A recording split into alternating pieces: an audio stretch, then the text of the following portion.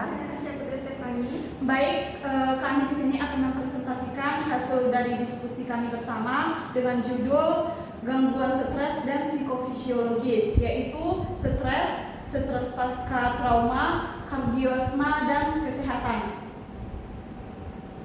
Oke, baik. Sebelumnya, perlu kita ketahui bahwa di era modern ini banyak orang yang menghadapi tuntutan dan tekanan hidup yang tinggi, yang mana stres merupakan respon alami tubuh menghadapi sebuah tantangan. Tetapi jika terjadi secara terus-menerus, ini juga dapat menimbulkan sebuah gangguan yang serius. Stres kronis tidak hanya berdampak pada kondisi psikologis, namun bisa berdampak kepada kesehatan fisik. Misalnya memperparah penyakit asma atau memicu gangguan stres pasca trauma atau PTSD. Nah, kondisi ini menunjukkan bahwa adanya hubungan erat antara kesehatan mental dan kesehatan fisik. Oleh karena itu, diperlukan pemahaman serta penanganan yang menyeluruh melalui pendekatan medis, psikologis, dan sosial agar masalah stres dan gangguan psikofisiologis dapat diatasi dengan lebih efektif lagi. Selanjutnya akan dijelaskan oleh Nazwa Salsabila. Selanjutnya ada stres. Stres merupakan respon alami tubuh dan pikiran ketika kita sedang menghadapi tekanan atau tuntutan. Dalam jangka pendek, stres dapat membantu kita lebih waspada, fokus, serta beradaptasi dengan situasi yang baru. Namun, jika stres berlangsung terus-menerus, terutama dalam jangka panjang atau stres kronis, hal ini justru bisa membahayakan kesehatan fisik, mental, bahkan hubungan sosial seseorang. Nah, bagaimana sih tubuh bereaksi ketika stres? Yang pertama itu sistem saraf simpatis aktif. Contohnya jantung berdebar, nafas cepat, tekanan darah naik. Reaksi ini disebut fight or flight response, yaitu kondisi tubuh yang siap melawan atau menghindar dari ancaman. Kemudian hormon kortisol meningkat. Energi tubuh sementara meningkat agar mampu menghadapi tekanan. Namun, jika kadar kortisol terlalu tinggi dan berlangsung lama, tubuh akan mengalami penurunan imunitas, kelelahan, hingga risiko penyakit kronis seperti hipertensi atau gangguan jantung. Nah, dampaknya pada kehidupan. Yang pertama itu pada fisik. Contoh itu seperti sakit kepala, ketegangan otot, gangguan tidur, kelelahan, gangguan pencernaan, dan pada jangka panjang bisa menyebabkan penyakit kronis seperti hipertensi atau penyakit jantung. Nah, sedangkan pada psikologis, yaitu seperti timbul rasa cemas, gelisah, mudah tersinggung, suasana hati yang tidak stabil, sulit berkonsentrasi, bahkan bisa memicu depresi bila tidak segera ditangani. Kemudian pada perilaku atau sosial, stres dapat membuat seseorang menarik diri dari lingkungan sosial, menunda pekerjaan, menurunnya produktivitas, hingga muncul perilaku yang tidak sehat seperti merokok, minum alkohol, atau bahkan makan secara berlebihan. Sekian akan dilanjutkan oleh teman saya. Post-traumatic stress disorder atau biasanya yang kita kenal dengan PTSD adalah gangguan stres pasca trauma yang muncul setelah seseorang mengalami atau menyaksikan peristiwa traumatis yang sangat mengancam, menakutkan, atau berbahaya seperti bencana alam, kecelakaan, perang, ataupun kekerasan. Nah, untuk gejala utamanya di sini ada intrusi. Intrusi ini mencakup mimpi buruk, flashback, dan juga sulit berhenti memikirkan pengalaman traumatis. Nah, yang kedua ada menghindar. Ini mencakup menjauhi orang sekitar, tempat, dan juga hal yang mengingatkan pada kejadian traumatis. Yang ketiga, ada emosi dan pikiran negatif. Di sini ada rasa bersalah, putus asa, dan juga kehilangan minat. Yang keempat, ada reaktivitas tinggi. Di sini ada mudah kaget, cemas berlebihan, dan juga serangan panik. Nah, apa sih dampaknya dari PTSD ini? Dampaknya itu ada sulit fokus, hubungan sosial terganggu, dan juga pekerjaan dan sekolah dapat terbengkalai. Nah, untuk jangka panjang, PTSD dapat meningkatkan risiko penyalahgunaan zat, gangguan kesehatan mental yang lainnya, bahkan risiko bunuh diri jika tidak ditangani.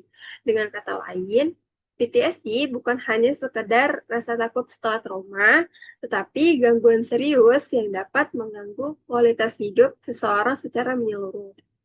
Nah, untuk penanganannya sendiri, di sini ada CBT yang dianggap menjadi terapi yang paling cocok untuk menangani PTSD. Alasannya karena CBT sudah terbukti secara ilmiah dan direkomendasikan oleh lembaga besar seperti WHO dan APA sebagai terapi utama untuk gangguan PTSD. Nah, masalah utama yang muncul dari PTSD ini adalah pikiran negatif yang berulang, emosi, cemas, atau bersalah, serta perilaku menghindar dari situasi yang berhubungan dengan trauma. Dengan CBT ini, mereka menyasar ketiga hal ini sekaligus melalui restrukturisasi kognitif. Klien diajak untuk menantang pikiran-pikiran distorsi seperti merasa tidak aman atau menyalahkan diri sendiri. Nah, dengan teknik ini, klien secara bertahap dilatih menghadapi kembali ingatan atau situasi traumatis dalam kondisi aman, sehingga rasa takut berlebihan bisa berkurang. Selain itu, CBT juga melatih keterampilan coping seperti relaksasi dan manajemen stres yang sangat berguna dalam kehidupan sehari-hari. Baik, di sini saya akan menjelaskan terkait kardioasma atau asma akibat stres.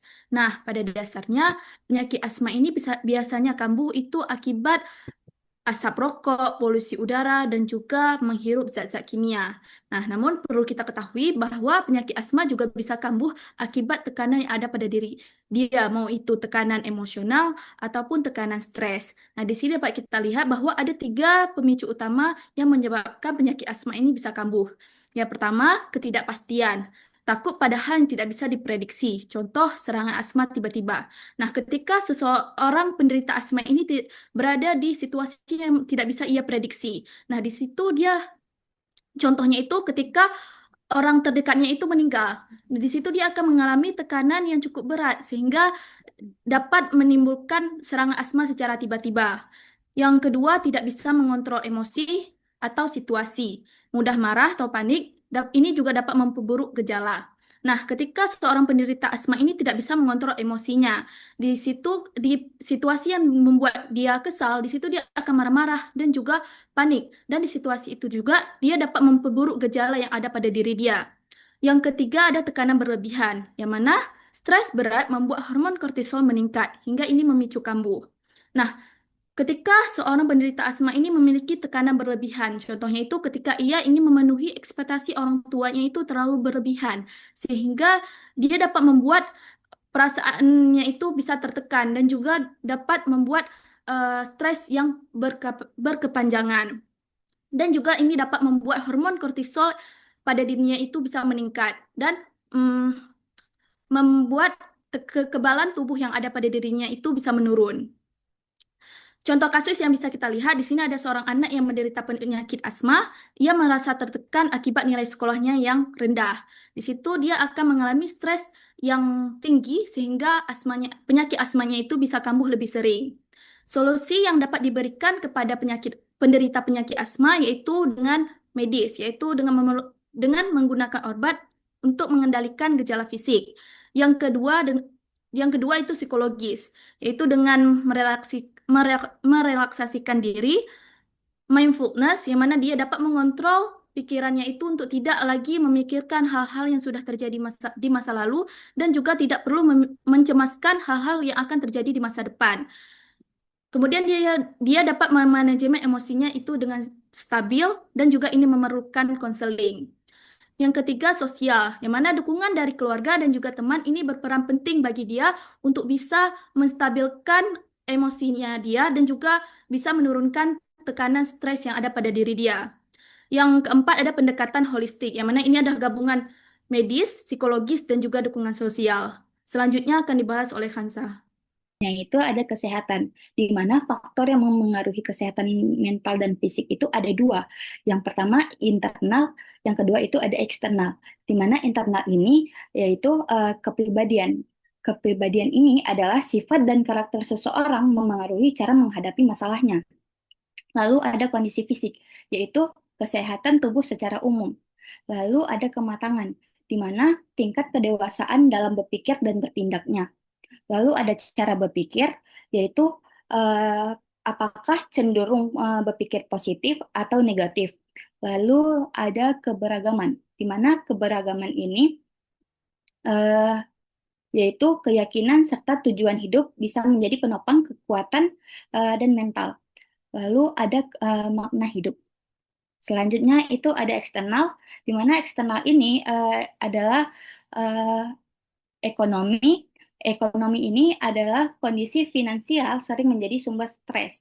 Lalu ada sosial. Sosial ada yaitu hubungan dengan keluarga, teman, dan lingkungan sekitarnya.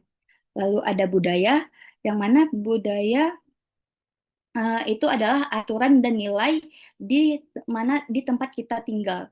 Lalu ada politik. Selanjutnya ada kebiasaan hidup.